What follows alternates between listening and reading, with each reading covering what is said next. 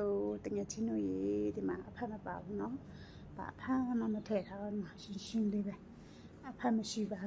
မိတ်ကလည်းမလိမ့်ထားပါဘူးနှခမ်းနီလည်းမစိုးထားဘူးဒီမှာအဖက်ဆိုလို့မှာချွေးဖက်ပဲရှိချွေးပြန်တဲ့အဖက်လေးပြီးနော်ဖက်ဆိုလို့ချွေးဖက်ပဲရှိပါတယ်လို့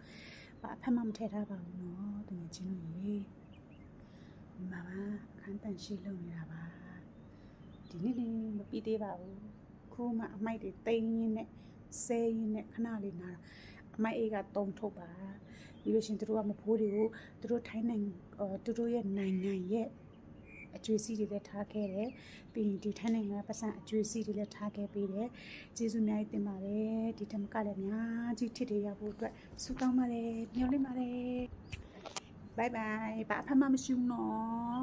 ညချွေးဖတ်ပဲရှိတယ်ဘိုင်ဘိုင်